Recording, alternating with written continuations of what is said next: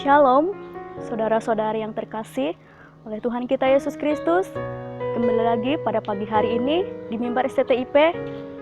Dan saya rindu mengajak kita semua untuk merenungkan firman Tuhan kita yang terdapat di Efesus pasal 5 ayat yang ke-17. Firman Tuhan berbunyi demikian, "Sebab itu janganlah kamu bodoh, tetapi usahakanlah supaya kamu mengerti kehendak Tuhan."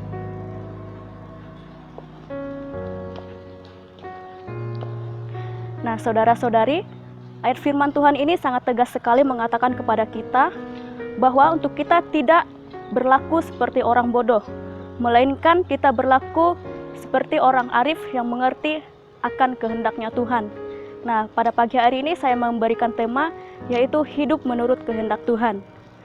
Nah, seringkali saudara-saudari timbul pertanyaan dalam diri kita sendiri, yaitu bagaimanakah kita dapat mengerti akan kehendak Tuhan dalam hidup kita. Nah, di sini kita dapat mengerti kehendak Tuhan dalam hidup kita, yaitu bahwa kita tidak lagi hidup menurut kehendak kita sendiri, melainkan kita tetap hidup menurut kehendaknya Tuhan.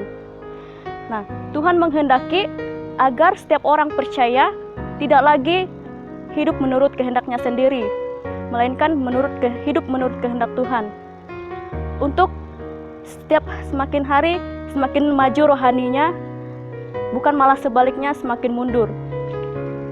Nah, seseorang yang dewasa rohani tentunya pasti tidak berlaku seperti orang yang bodoh, melainkan seperti orang yang arif yang mengerti apa yang menjadi kehendak Tuhan dalam hidupnya.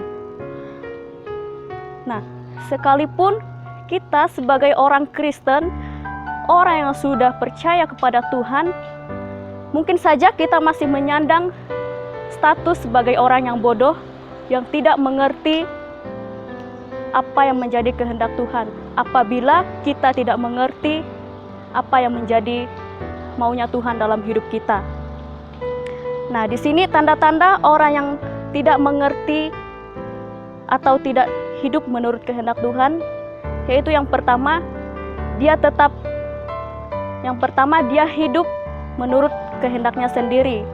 Dan yang kedua, dia hidup menurut keinginan dagingnya sendiri daripada hidup menurut kehendak dan tuntunan Tuhan. Nah, maka dari itu saudara-saudari, berusahalah untuk mengerti apa yang menjadi maunya Tuhan dalam hidup kita. Berusahalah untuk mengerti apa yang menjadi rencana Tuhan dalam kehidupan kita. Nah, itu semua tidaklah hal yang mudah. Pasti banyak sekali kendala-kendala yang harus kita hadapi. Banyak sekali tantangan dan rintangan yang harus kita hadapi. Harus melakukan atau menjalankan setiap proses yang kita lalui. Nah, jadi saya mengajak kita semua untuk tidak berputus asa dan jangan pernah menyerah. Berusahalah untuk mengerti apa yang menjadi rencana dan kehendak Tuhan dalam hidup kita.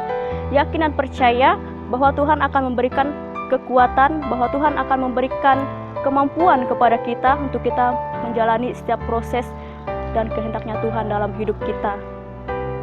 Amin buat firman Tuhan pada pagi hari ini. Mari kita bersatu di dalam doa.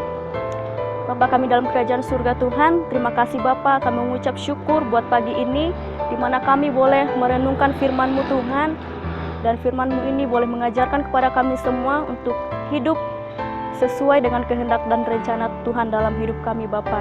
Terima kasih Bapa, terima kasih Yesus. Di dalam nama Tuhan Yesus Kristus, kami sudah berdoa dan mengucap syukur. Haleluya. Amin. Terima kasih. Tuhan Yesus memberkati.